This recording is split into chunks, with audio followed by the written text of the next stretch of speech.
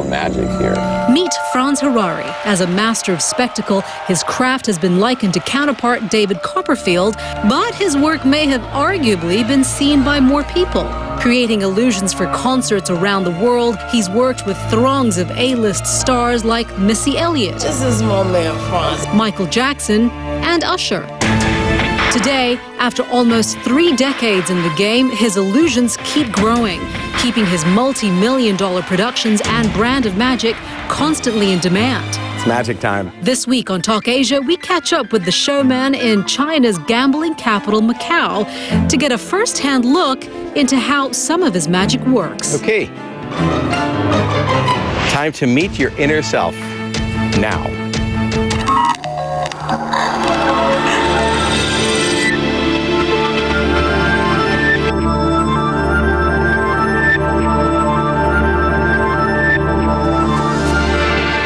Franz Harary, welcome to Talk Asia. It is a pleasure to be here. We are here in Macau, and it seems to be that Asia is a good place for you. I mean, you have some amazing followers in this Macau whole is a world. good place for me. This place is blowing up. It's not the new Vegas. It's a whole new world. I mean, there's so much, not only money, but so much creativity, and there's so much opportunity that not to be here, really, there's no other option, you know? You've had such success in Asia. If we look at sold-out crowds in India, in Indonesia, stopping traffic in Taiwan. Wow, you did research. What is it about this region, do you think, that seems to gravitate towards what it is you do? It's changed. In 1990, I was just the unique, white American. But that doesn't mean anything anymore. And now what's happened is Asia and Southeast Asia is moving so quickly, and this is also true for the Far East, it's moving so quickly technologically that the entire culture, the community, has become very tainted. And yet, there's this thing inside of all of us. We're all programmed to want more. They want to believe that there's real magic out there, and yet everywhere they go, everything is just being written off to technology. So where I come in is I step in and I say, look, guys, maybe there's more. The pressure is certainly on, though, for you because of the technology that's available out here, because of the money, the material wealth, people demand a hell of a lot more for their money. It's a weird thing because magic is always slightly ahead of that which is possible with technology. 200 years ago, electricity was magic, now it's nothing, So as technology moves forward, magic needs to stay just in front of it. At the same time, what I do, magic allows us as adults to maintain that sense of childlike wonder, which is really what drives creativity, which is what drives technology. Well, but science is something that you can explain. That's the whole idea of it. It's rational, it's logic.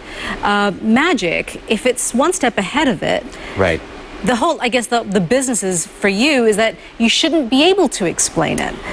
But yet, you're saying that you can. Yeah, there's a weird thing. Firstly, magic happens in your mind. Like, do you have a dollar bill? Does anybody want one of the camera ops? Dollar bill. Magic happens in your mind. It doesn't happen on camera. It happens only in your imagination. And it's basically the mistranslation of, it's a glitch between the right and left side of your brain. So the thing about magic today is the stuff that's most impressive is what appears to be low tech. So how did you do that? Magic, That's about as low tech as it gets. What is most powerful is something simple, which, by the way, is the other trend really where magic is moving right now. It's moving away from the kind of spectacle stuff that I've been doing to the more, intimate stuff like this. You describe yourself not as a magician, not as an illusionist, but as a designer. Well, I am a magician, but I design magic. I started when I was a kid. I started in high school, actually, when I got a magic set. And then I discovered that suddenly I was able to do all of these things that my parents couldn't do, that teachers couldn't do. That's very empowering. So I started breaking down not how the tricks work, but why they work, the psychology of it all. I got a lucky break with Michael Jackson in 1980, when we were a little kid in 1984. And Michael saw what I did, hired me to become his magician, and then I ended up designing all of his magic for his shows, for his home, and then I kind of became that guy who creates magic for pop concerts. Well, let's talk about Michael Jackson then. Let's talk about how you send off your videotape at that time. It was videotape. Yeah. To VHS. his people. At 21 years old. Yeah, well, back then I was 20. I like everybody, I worshipped him. I wanted to be him. I learned all the moves, you know. I wanted to be Michael Jackson. And so as a magician, going to school at University of Michigan, Eastern Michigan University, and I was surrounded by music and by all these resources. Yeah. And so I thought, okay, what can I do? What can I do? I know how to do magic for halftime shows, for football shows, because I've been doing that. Yeah. So I got together my friends, and I made a car appear in a parking lot. And I sent it to Michael Jackson's, I think the record company at the time. Yeah. And I never thought it was going to happen. I never thought he'd see it. And about a month later, I get a call. It's like, oh, what? My heart stopped. This was like might as well have been the Pope calling me, you know? So the next thing you know is I'm on a plane to LA to meet Michael. Michael and I totally clicked. I was 20, he was 25 at the time. We just became friends. I never finished school. I did 4 years of a 5-year degree. I never got my diploma. But I became Michael's magician for the Victory Tour. And then for everything else he did after that. And then from there, his sister Janet, and at the time Madonna and Prince and yada, yada, yada. And today it's Missy Elliott and Usher and Justin Bieber and everybody, you know, because there's this need in the music industry to do the next thing. It's magic time. Check this out. Guys, bring it up. CNN, this is for you. Now!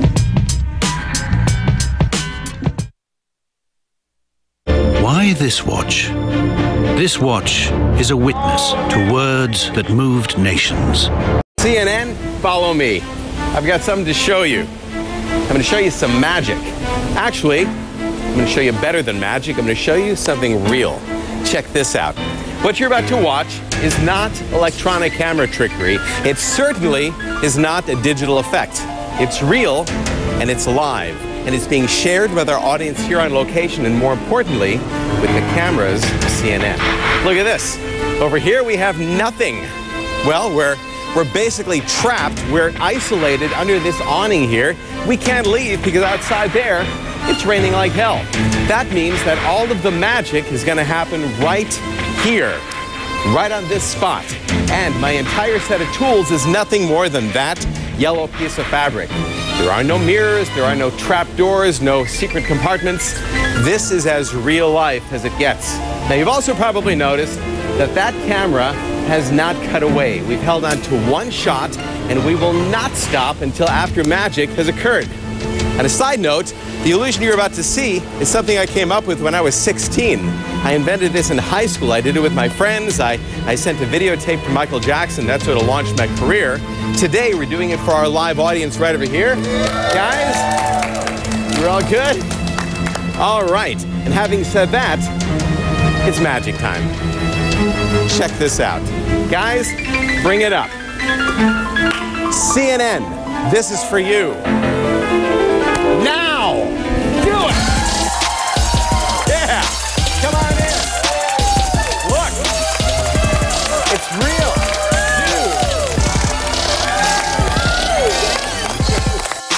Dude! Let's talk about what has been described as your perfect illusion, which was making the Taj Mahal disappear.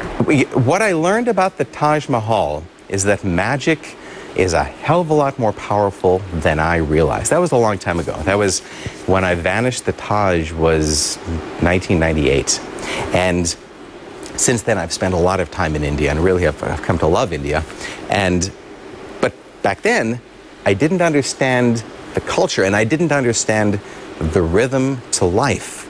What it means to be Indian, what it means to live as an Indian. So I get to the Taj, and I'm there with my crew, and I'm all happy, happy, happy, and we're going to do a trick. And suddenly, everything comes to a stop.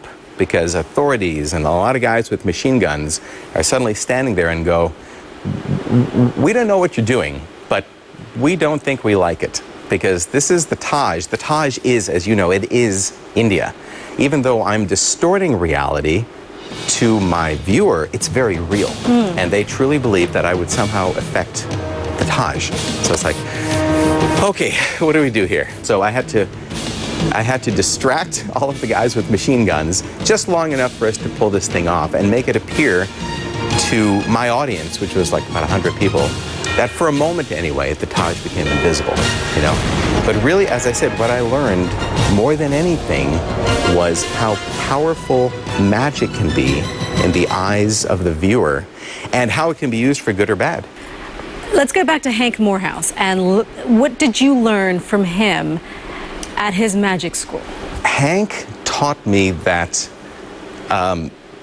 to be a magician, whatever you do magically needs to mean something to the audience, you know?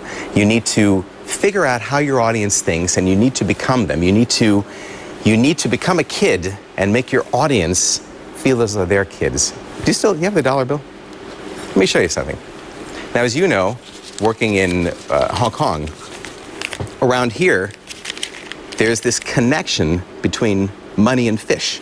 You know, if you walk into an office, there's always goldfish in the lobby. So I thought, all right, to a kid in this area, there's probably literally a connection between money and fish.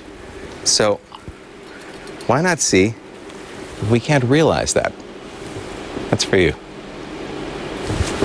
Also, I just gave you that money, so there was no fish in here. So it's in your mind. There are no fish in the money, but to a little kid, money equals fish. So why not realize that? Why not see if you can't use magic as a tool to realize this fantastic world that's already going on in your imagination? And that's what Hank taught me. Because I was a kid when I met him, you know? But the thing is, someone like me, and I'm sure for someone like you, when you're trying to dissect something like this, how?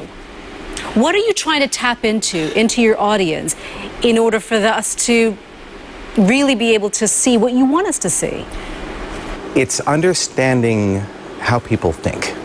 And what I've learned is if I can understand how they think, then to a degree, very small bit, I can control what you see. And what I do on a stage or, you know, on television is I create a scene that's very comfortable, but then I distort those rhythms just a tiny little bit without you knowing it.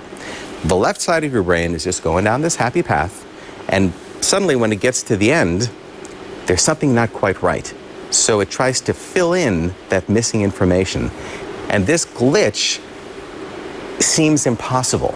And so instantly you accredit it to magic or religion or whatever your belief base is. So you're tapping into that slight delay. I'm tapping into that glitch of how you reason and how your logic systems work.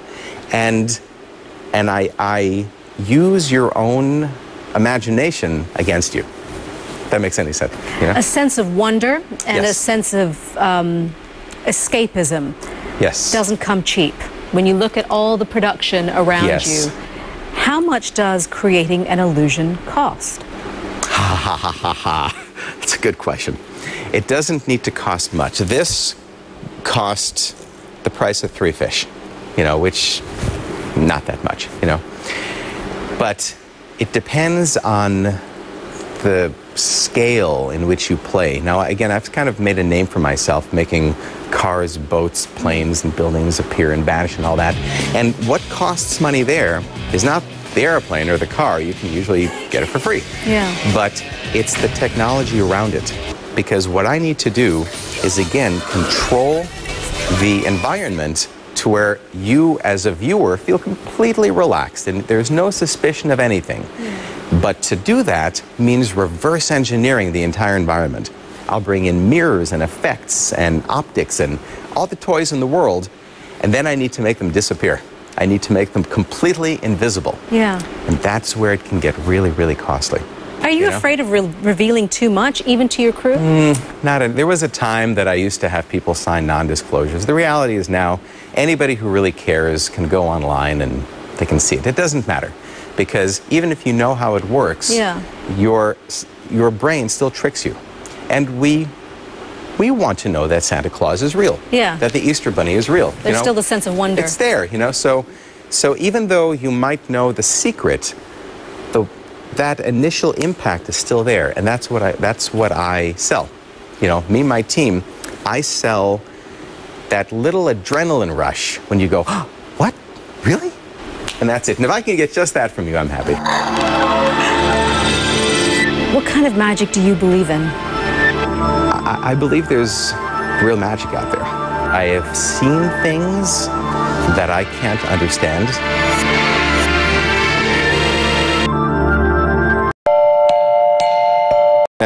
Put your hands out, just like this. Okay. Here we are. Okay, Charmaine, grab on right there, just like that. And grab on right over here. Stay right there. All right. Watch this. Let's split a girl into two. Now. Goodness, where on earth did you come from? Ta-da! So you've got Franz, you've got the magician. Right. You've got Franz, the psychologist. You've got Franz, the salesman. Which are about the same thing, yeah. Well, the salesman is a psychologist, and one could argue the magician, you know? What have been some of the, when you're building up your business and your empire, what have been some of the difficult lessons you've had to learn?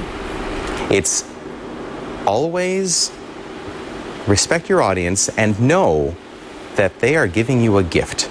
When that audience comes to you or when they turn on the camera, they are giving you the gift of their time, you know? And that's precious. There's a lot of risk also involved in it, because as we were talking about before, there's a sense of trying to constantly better yourself. Right. And that in itself it's very expensive as well. There's a lot of trust involved, secrecy is involved as well. Right. Copyright. Well, you can't, well, there's the problem. You can copyright, but there are so many magicians. Every week, I get another email from another magic buddy of mine from somewhere in the world that says, hey, look, some guy in, you know, wherever just ripped you off again. And boom, there it is on YouTube. There's my illusion. And it's a cat and mouse game, you know? So I find myself spending so much money on legal fees to defend all this stuff, you know? If I took the same amount of money that I spent on this team of lawyers that's protecting the stuff that I've got, if I took that money and produced new product, new illusions, I could be so much further down the road. But it's trying to hold on to what you've already created, because it's not like a singer. A singer can write a song and others can sing it, and the more people that sing it, the better you are. In my case, if somebody else does my stuff, it dilutes the impact, because now when I do it myself, you know, the magic is gone, the surprise is gone. Has there ever been something that someone has done that you cannot explain? Has there ever been magic that you can't explain? Yes, and it's not in Vegas. A group of magicians in Bangladesh that they don't even call themselves magicians. They're more like spiritualists, and they do stuff in the dirt, and they have no money. I mean, just completely poor, you know. But the magic that they do fried me, just nailed me, because they developed this off of a psychological formula that is completely alien to anything that you and I would be a part of. And they're doing magic on the street, literally with dirt, with leaves, with twigs, and you watch this and you go, that's it, I'm an idiot. Everything that I thought I knew means nothing, because I've just been reduced to a child right here, you know? So what they taught me, one, is that I don't know everything, but they also gave me that rush. It was like whoosh, that feeling of suddenly there's more. And when I walked away, I realized this is what I'm trying to give my audience. This is what I'm trying to create for them. And it doesn't require $40 million in production or 200 people. What kind of magic do you believe in? I believe there's real magic out there. I know it's a dangerous thing to say because you can sound like an idiot, especially in the wrong places, but I have seen things that I can't understand. I saw things in Malaysia. A guy grabbed my wrist and started giving me detailed, ugly accounts of my past. It's like, how did this happen? And this was long before I had any kind of celebrity, you know? I've seen things that I can't explain. And so I know that there's stuff out there. And analytically speaking, I'm sure what I'm going through is the same process that people went through 200 years ago with electricity. You know, I'm sure there's some other wave that we haven't tapped in yet to or discovered yet. And that right now is magic to me. In 50 years from now, it might not be, but, you know. Do you think then perhaps, because there are those that belong in the spirituality side camp, and then those who believe in the science camp. Right. That those, if you say that there is something out there, that it's inexplicable. Right. It offers some sense of relief in that you don't have to have all the answers right then and there. And you, as a magician, as a designer, an illusionist, are a conduit of a reminder of that. That's everything. There's so much we don't understand. And now when you get into dark matter and really the fabric of the universe, you realize that there are no rules. And what I do as a magician, even the illusions I create, are just the tip of the iceberg. They're just scratching the surface, you know. And I believe that we really are just infants when it's coming to understand our reality. And I think that what I do is just kind of poke you a little bit and say, don't get too comfortable, because there's more. Don't get too relaxed. There's a lot more out there. And I think, as I said earlier, probably the most valuable thing that I do is not even entertain my audience, but I'm a catalyst to creativity and to imagination, which then forwards technology and science. So I think they're very, very closely interlocked. Catalyst to creativity. I like that. That should have been my t-shirt. That should have been your logo, your new logo. Franz Harary.com. Franz Harary, it has been a pleasure. Thank you very much for your time. Pleasure is on. We should do one more thing. My turn? Yes, it is your turn. Come on over here. So I get to see the inner workings of it all? In fact, let's do that. Let's find your inner self. If you can bring your hands out. I'm curious to know what my inner self looks like. Hold on, just like that. You'll be happy. If you can hold on to your hands, I'll take the fabric. All right. Okay. Time to meet your inner self. Now.